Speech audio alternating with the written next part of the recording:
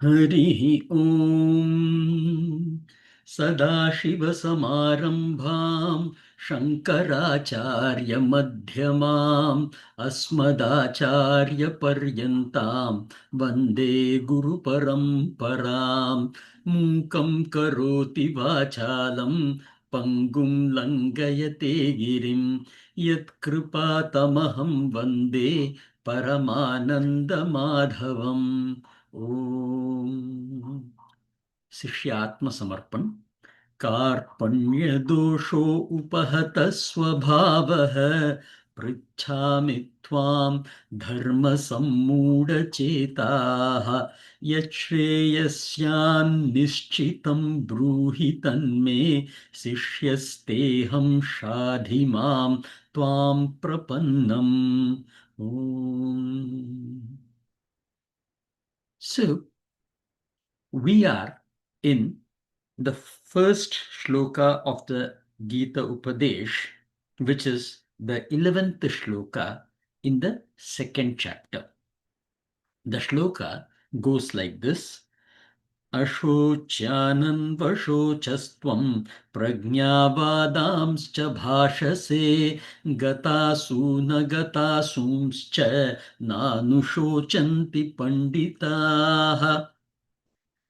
So we saw the reason or the kramam of why Atma is the root cause for liberation from the samsara.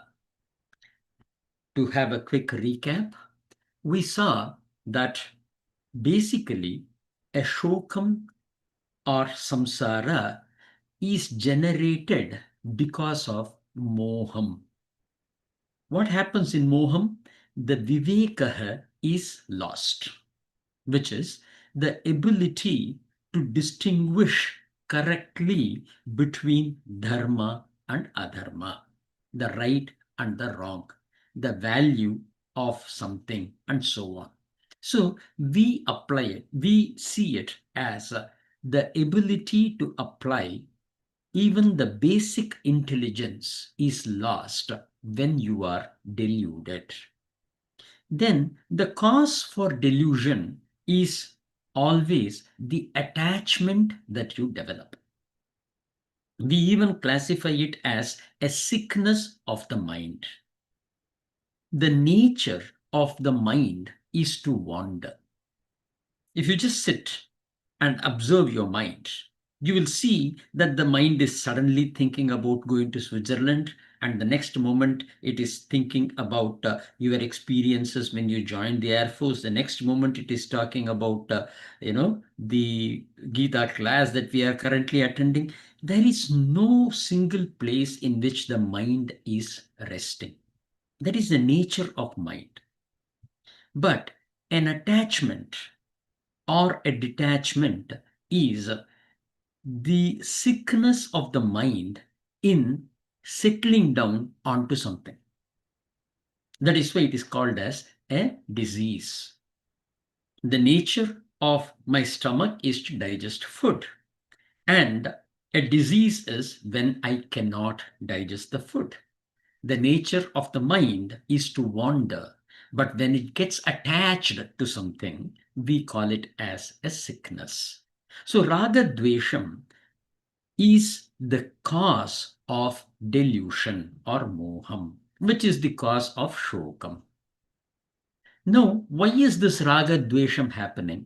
It is because of abhimanam, which is when I associate an I to something, the pride that we have, like, wow, this mouse is mine, right? That abhiman, when it comes, and if something happens to this mouse, then the thing, what do you say, then it results in the shokam for me, right? So the abhiman means pride and arrogation, which is the cause for everything else that follows.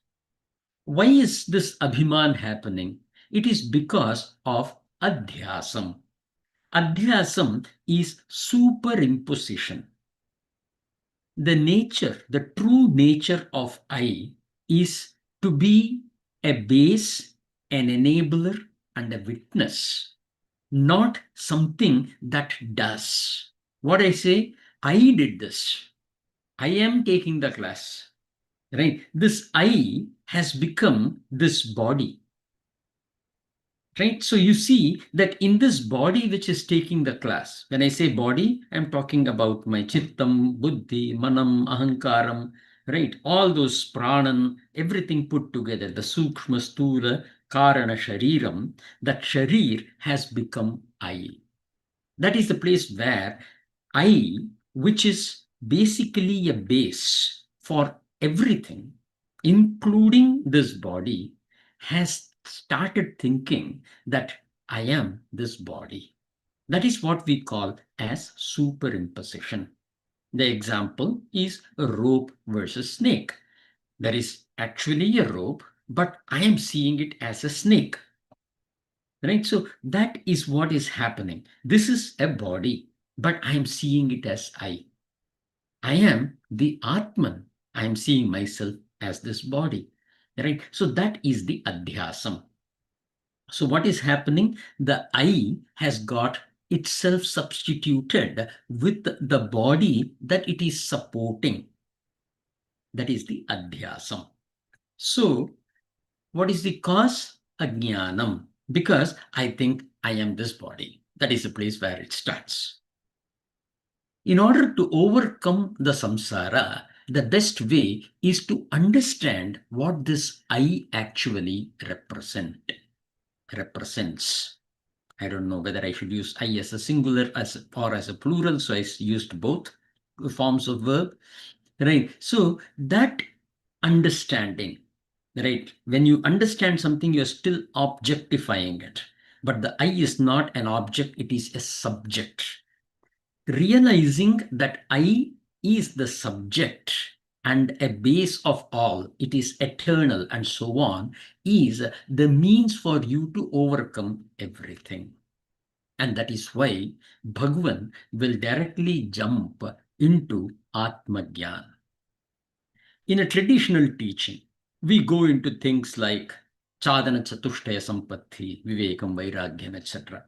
Or we go into, there are various scripts that are available, right? And we read them, we get we develop an understanding, we develop some additional information with some Purans and other stories, and subsequently we get into the process of how to distinguish, how to separate it, and eventually reach Atmajnana.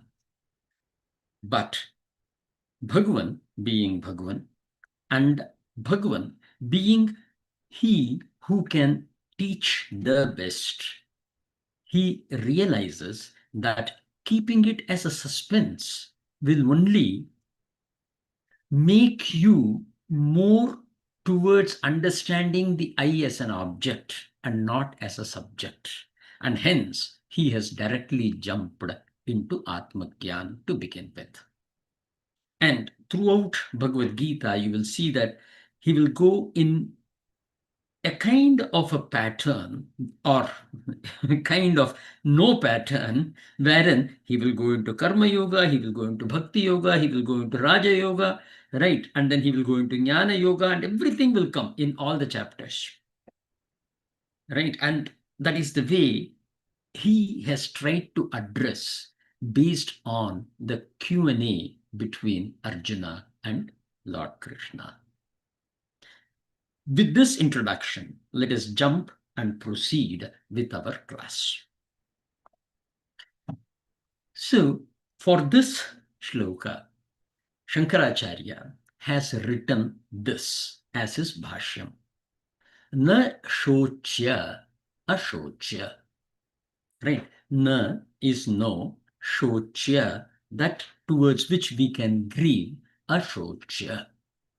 Right? So you are grieving towards that which is not worthy of grieving. Bhishma Dronadayah. Right? Adhayah or Adhi is etc. So he is giving the two names, Bhishma and Drona. Guruna hatva hi mahanubhavan is the way that he starts.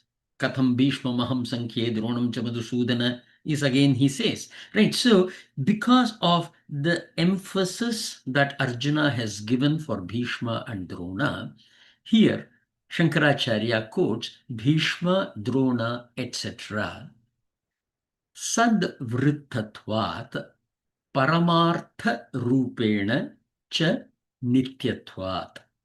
There are two attributions that have been made here. One is sad vrittam, or sad is existence. An expression of existence is one. And paramartha rupena, right? He is also equating that amsam, the Atma amsam of Bhishma and Drona, etc., includes you and I, of everybody. He says that sad vrittatvat paramartha rupena, both of them are put together. When we talk of Paramatma, we talk of Sad, Chit, and Anantam. Satchidananta Swarupam is the way that we generally refer to the Atma, to the Paramatma. Now, what he says that because they are expressions of existence, Sadvrittatvat, Paramartha Rupena cha, also they become the Swarup of Paramatma. Basically, this is the Jiva Brahma Aikyam, that Jivan and or the Atma and Paramatma are one and the same, is what he is establishing here. And then he is qualifying Nityatvat. They are eternal. Tan Ashocyan Anvashochaha. What you are doing, you are Anvashochaha, Anushochaha, you are, what do you say, grieving after that which is Ashocyan, that which is not worthy of grievance, of grieving. Hence, don't grieve, is the basic statement that he is trying to explain the shloka. Anushochitavan asi. Right. Now he says, one who has deeply grieved, you are. Asi is you remain as one who is in deep grief. And what is the reason? Because you are thinking, te mriyante, they die. Man nimittam, me being the instrumental cause. Aham taihi vinabhutah. Right? Vinabhutah is without them, devoid of. Right?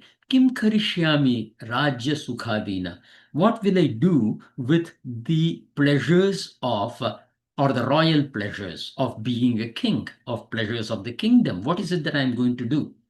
Right? Vinabhutah, without them being with me, aham kim karishyami. What will I do with rajya sukhadina iti? In this manner. So the first thing that Shankaracharya has established in this is, why is it that Bhagavan started with Ashocyan as the main concept to address the grief of Arjuna? So he is establishing the reason behind that. Tvam prajnavadam, prajnavatam. Right. So there are quotes that he would have taken from this shloka. Right. So the Tvam prajnavadan is the quote. Prajnavatam. Right. You also speak as though you are full of intelligence. Prajna is that a very, very deep knowledge that one person has. Prajna. Right. So that is the kind of way that you are speaking. And he is explaining it as buddhimatam vadancha, like words being spoken by the intelligent people. Vachanani is cha bhashyase, you are speaking. Tad etad, right? The literal meaning is that this. tad and etat.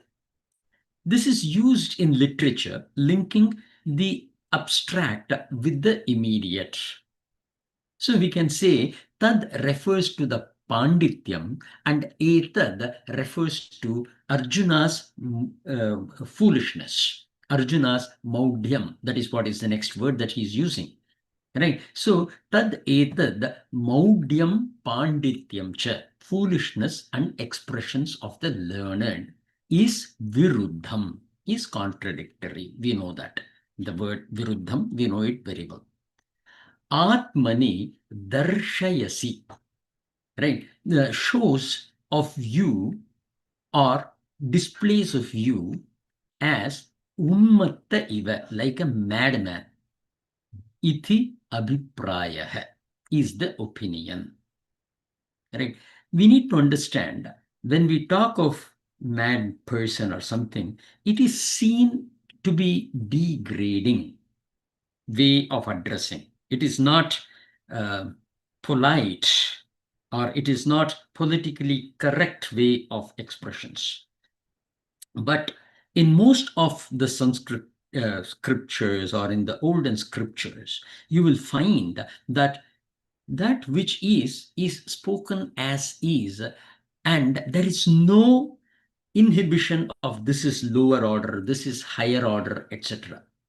Sat has no order. The truth has no order. The truth is truth. And that is the way we were, so long as our Vedic traditions continue.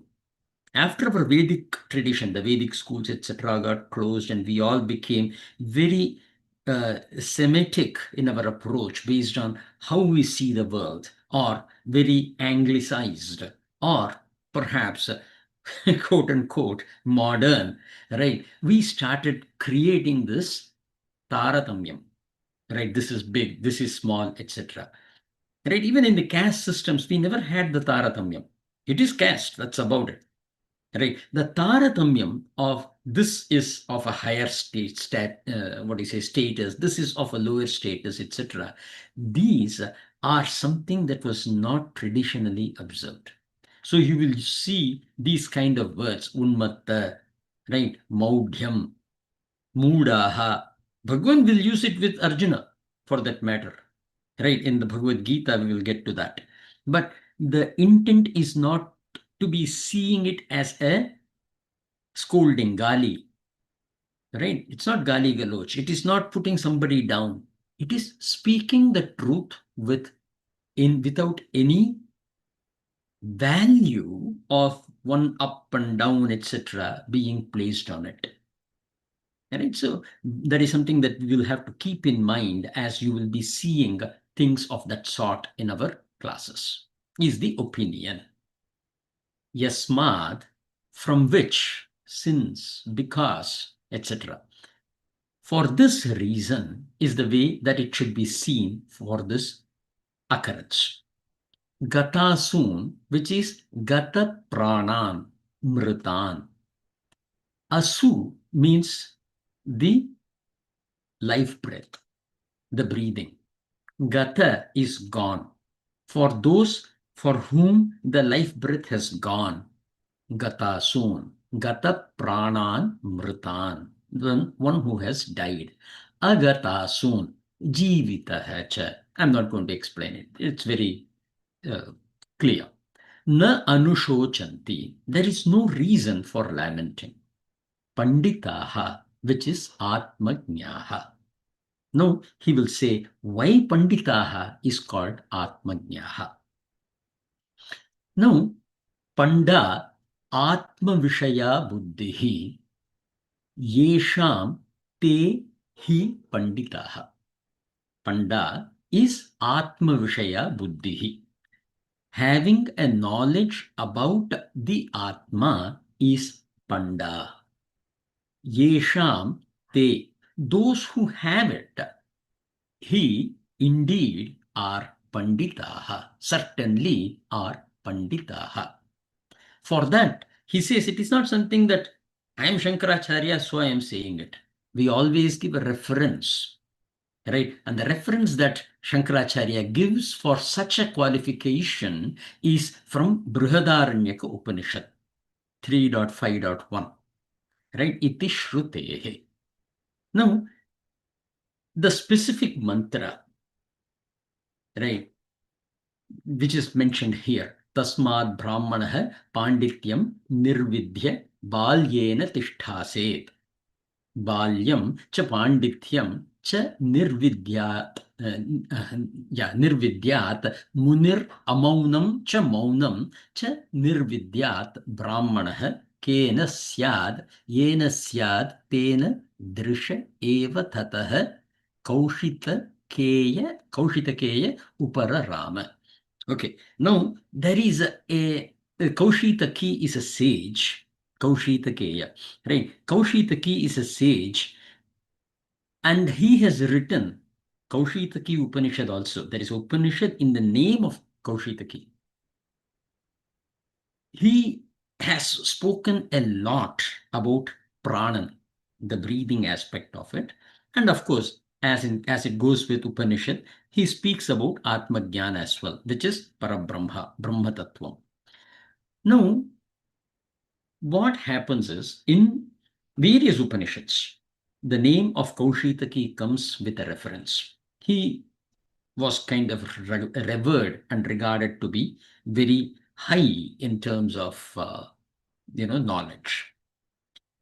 What happens is there will be a place where King Janak would have called all the knowledgeable people, and he would have put 1,000 cows with a golden coin in each of their horns, which means 2,000 golden coins.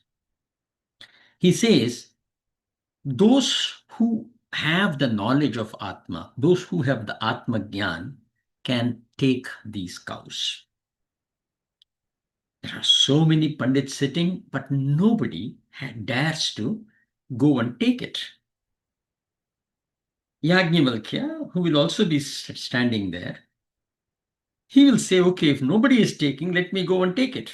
So he goes and takes the cows.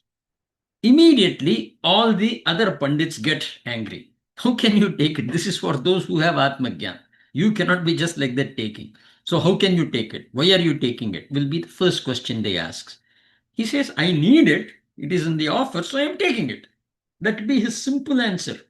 He will not say that I have the Atma Jnana or anything of that sort. He says it is in the offer. Nobody is taking it. I need it, so I am taking it. They say no, only for people who can answer the questions, you can take it. And then there will be several people who will ask the questions to Yajnavalkya. And Yajnavalkya will give beautiful answers, actually. Right? There is one Gargi, right? Oh, the prodam is the way that she will put. And it will come to the point where Yajnavalkya will say, if you say the same thing again, your brain will burst into 1,000 pieces and so on. It will be that, what do you say, intense kind of a dialogue that happens there. But then later, Gargi herself will say, among all of us, if there is one who is really qualified to take it, it is him, and he should take it, is the way that it will end. After this is done, there will be a person by name Arthabhaga. He also asks questions. But after it is all agreed that Yajnavalkya has won, Arthabhaga will say, I want to talk to you, I want to discuss with you. And they go into a separate room to discuss the details. In that section, they concluded saying this: abandon the scholarship, pandityam, and the childlike innocence, balyam, not because they are wrong, but because they are limitations. Transcend even the concepts like silence and non-silence. Realize the one who is seeking and what is sought are not true. Rest in silence, like how Kaushitaki, sage, who withdrew. Right? At that point, no further teaching is required. That will be the conclusion of the beautiful section, right, between this, this dialogue that happens between Arthabhaga and Yajnavalkya. It is a beautiful section in Brihadaranyaka Upanishad. In that place, the term Pandityam is equated to that of the Atmagyan through the term Nirvidya. Right, so it is a beautiful area where he quotes this as the source for calling Panda as Atma Vishaya Buddhi, one who has the Atma Jnana. Moving further, Paramarthataha, the supreme, tu Nityan, is eternal. Tu is and or but. In both contexts, it can be used. But Paramartha Tattvam, the supreme, not the details about that supreme or the nature of that supreme is nityam, is eternal. Hence, ashocyan anushochasi. Right? Hence, it is not worthy of lamenting, and yet you lament. Atho moodaha asi. And therefore, this is seen as a foolish act. Is the abhipraya, is the opinion that Bhagavan is establishing here. There are some traditions which equate this to the opinion of Shankaracharya. No, that would be not accurate in accordance with how we follow it in our tradition. We say it as this, that is the abhipraya, that is the opinion of Arjuna expressed by Lord Krishna in this shloka. Well, going further, this is the full mantra. I'm not going to go into it, right? I just added it in case you are interested in seeing the entire mantra, which would be the 351. Going on to the shloka number 12. The second shloka goes like this, or the 12th shloka goes like this. Natvevaham jatu nasam natvam neme janadhipaha nachaiva na bhavishyamaha sarve vayamatah param. So here, Bhagavan is taking it to the next step. Here, he is introducing the nature of Atma. Again, one of the most controversial areas, because Bhagavan is using natu eva aham jatu nasam, right? Natu na tvam na ime janadipaha. So what he is saying, Bhagavan Krishna is saying, is it is not that I was born and died. Jatu is born, Nasham is destroyed, right? Did not, right? So, non-existence. Again, the asam, we can add it in terms of our pranan, the right kind of a stuff. But the intent here is it has never been so that I did not exist or I will not exist. The next thing is that na cha eva na bhavishyamaha sarve vayam ataha param, hereafter. Right, so the ataha param is hereafter, means after I die from this body, right? Bhavishyamaha is about the future, right? And here it is talking about the current and the past. So certainly at any time, there was a moment that I did not exist, or you did not exist, or any of these kings did not exist. And certainly, there will never be in future also a time when these do not exist.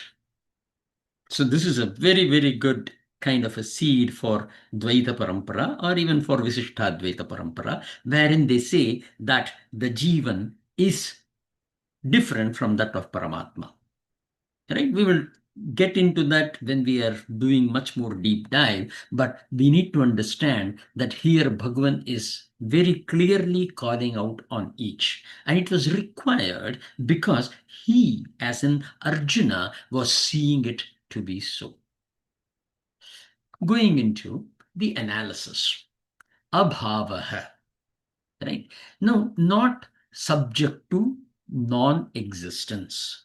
We know bhavam. Bhavam is an expression, right? It is a very common word used even in Hindi and in Tamil particularly. It is an expression, right? So abhavaha, not having an expression. That is what is non-existence. Natu eva jatu nasam, and not indeed that existence was destroyed. Right? Jatu is the birth and nasham. Right? It's again, the emphasis taken here is to the past. Then he puts this as applicable to everybody. Aham tvam ime janadipaha. Janadipaha is the king. He's definitely not really concerned about the soldiers and stuff like that. Right. So here the reference is to bring Arjuna on the same plane, or bring him to the same plane of that of Arjuna. Right. It is one of the most important way that Vedanta is taught. Right. We superimpose something and then we negate it. Right. The example we say is the rope and a snake. It is called as adhyaropa apavadam. Right. I know that it is a rope. But let us say Prabha is coming and saying that this is a snake. If I say it is a rope, what will Prabha say? Hey, bring that rope. Let us drive the snake away. That will be his understanding. He is not seeing the same object. We are looking at the same object. So what will make a better communication? I telling Prabha that the snake that you are seeing is a rope. Now, this is the snake that you are seeing is called as me voluntarily stepping up to your levels. So, or aligning myself to the same vision of you, and then providing the upadesh.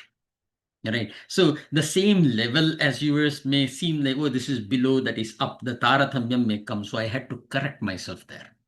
Right? Aham tvam ime janadipaha. He had to quote that so that he can bring about that alignment.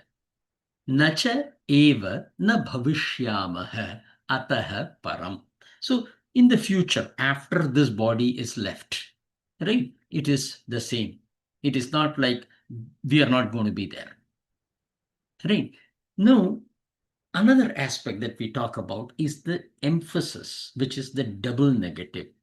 Nacha eva na bhavishyamaha. Right? This form of expression is a practice which is done to date to emphasize something. Like, Ravi Bhaiya, next time when you are coming, bring the book. This is not really giving the emphasis if I use a double negative instead. For example, if I'm going to tell Ravi Bhaiya, you are not coming home without the book next time. No, this is not like it is offensive. It is in traditional teaching, this is seen as giving the emphasis, giving the importance. Given the situation, which is Arjuna, in such a situation, right, his Asrupurna Kulekshanam, right, etc., his eyes are all tearing and he has put his Gandiva down. He says he is not going to fight, right? Those in such a bad situation, the emphasis was very important, and hence the double negative has been used by Bhagavan as the right means to communicate. Yet again, what is the use of it in terms of Bhagavad Gita. As I said, we are not here to learn Bhagavad Gita.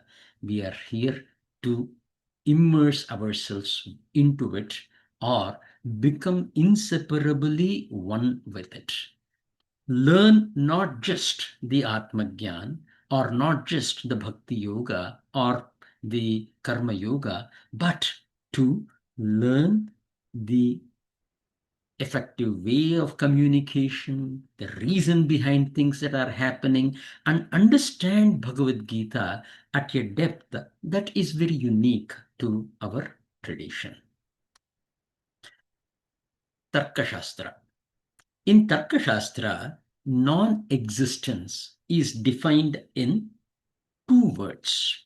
Right? One is called as prak abhavam and pradvamsa abhavam.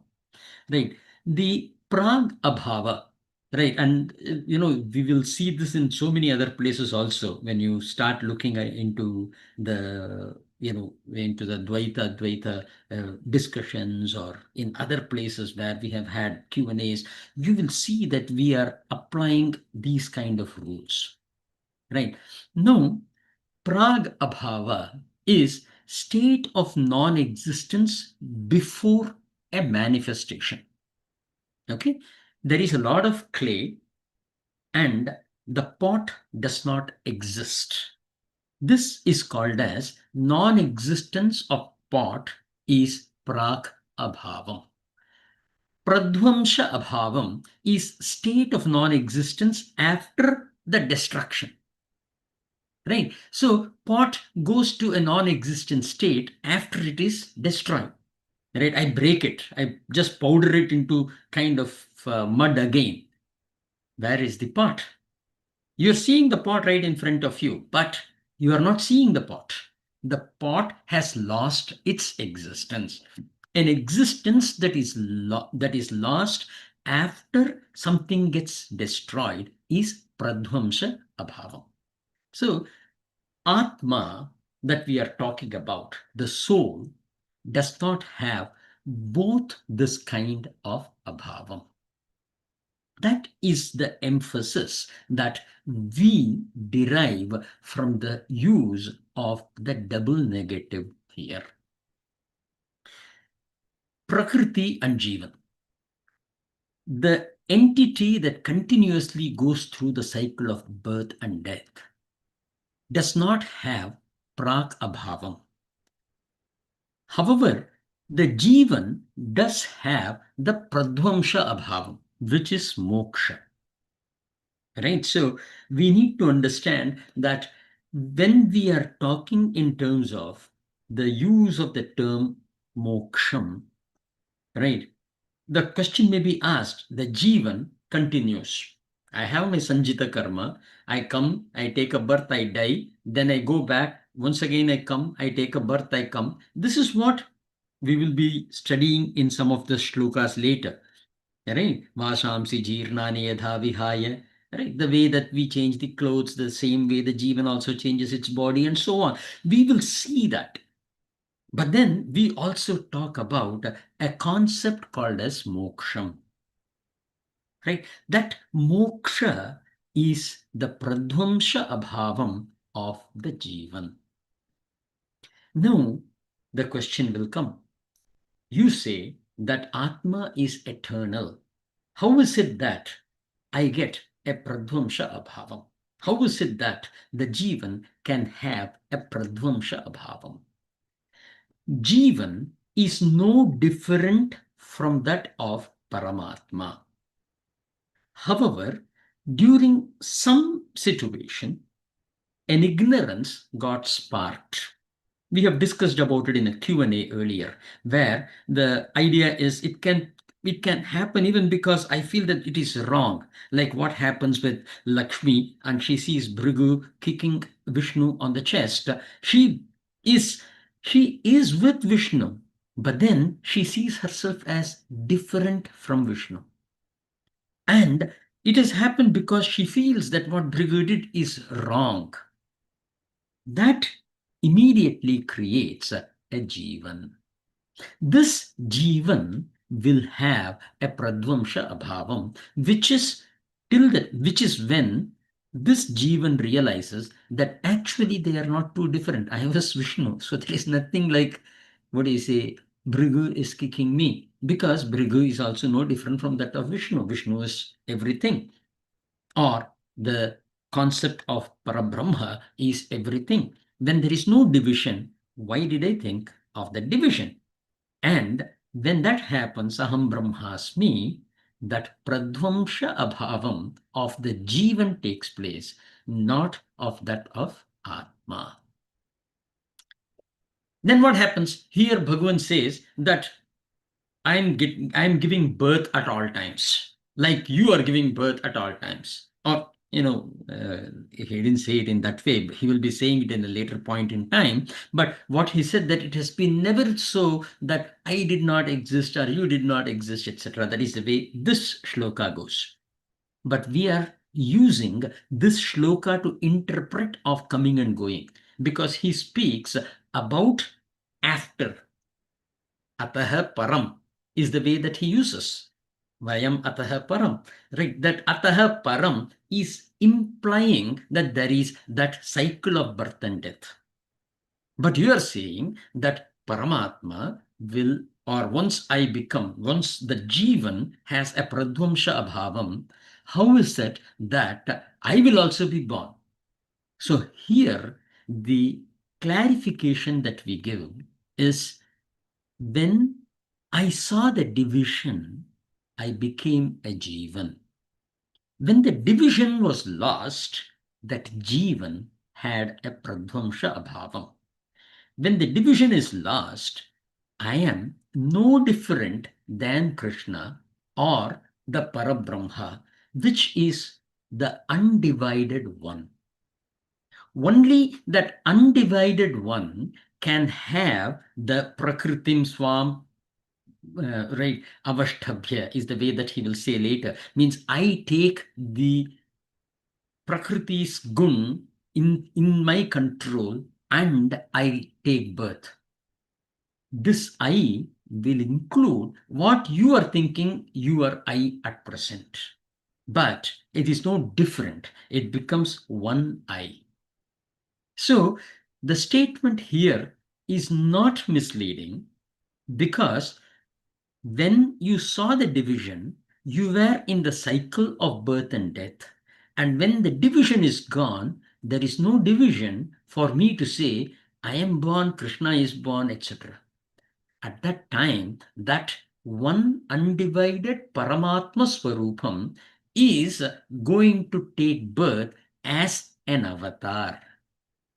You cannot say that I am taking birth as an avatar. It is not like Bhagavan Krishna will take a birth as an avatar and I will come and take birth as an avatar and so on. If that division exists, I am back into the cycle of birth and death.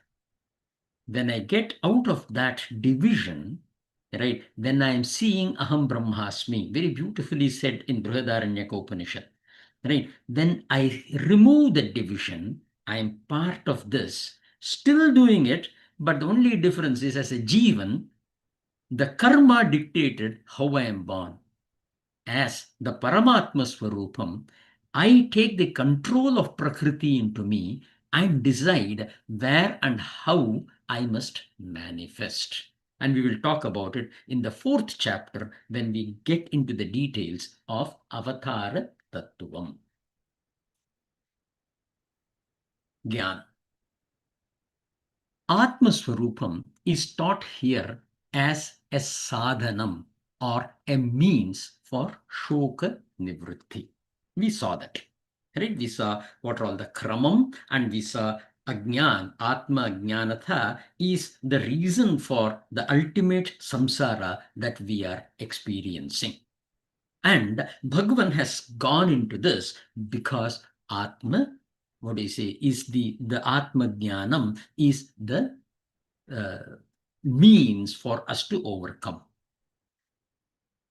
Word used for Atma Jnan is Samkhyam, which is Samyak Khyayate Asmin Samkhyam. Samyak is in totality, Khyayate be named or announced is called asmin in this context is Samkhya. Only that which is considered in totality is Paramatma Swarupam. If I divide it, then that Paramatma Swarupam doesn't exist. And in each of the place where the division is experienced, a Jeevan is born. In a separate side note, I would say that Samkhya is also used as a philosophy, which we call as a darshana, right? Samkhyam, Yogam, what do you say, Vaiseshikam, or, there are several kinds of um, Vedic and non-Vedic, right? So it is not like everyone accepts Veda.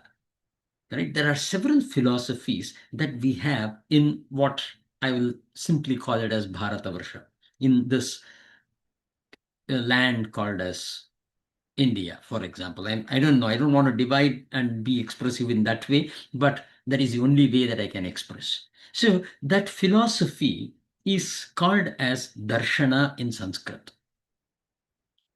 This philosophy is considered to be a dualistic philosophy. It is a very rationalistic system that explains creation, evolution, etc. Bhagavan will use Samkhya to a great extent. In fact, this chapter, the second chapter, is called as Samkhya Yoga. Right? The Samkhya Yoga, it is called as Samkhya Yoga because not based on the darshana called as Sankhya, but based on the definition which is samyak khyayate asmin samkhyam. This is our way of looking at it. But there are other traditions which will take it in a literal sense, and this approach of Sankhya is given just so that if somebody is talking about Sankhya to you from this point of view, you are not confused. So what are we addressing in this slide? We are saying that, hey, the term Sankhya has a meaning. The term Sankhya is also used as a philosophy. So there could be somebody who come and talk to you from Samkhya as a philosophy point of view, and to them, if in case you're going to talk to them as Sankhya as a definition of something, you will be in conflict. We will not be able to speak the same language. So when other person, if at all you get into a good discussion sometimes in the future, you want to be aware of what the other person is using the term Sankhya as. In the Sankhya philosophy, we have Prakriti and Purusha, right? And there are 23 elements that they are talking of. Panchamahabhutas, right? We know the ether, air, fire, water, earth, right? There is Tanmatra. From ether comes the sound, right? This has been established so much more earlier. And we know it today that the sound is a wave form and it doesn't even require an air to carry it.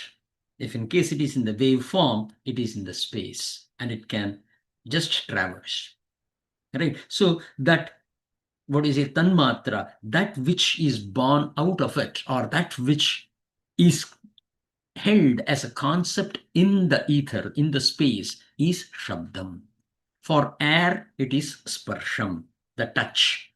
For fire, it is rupam, the form.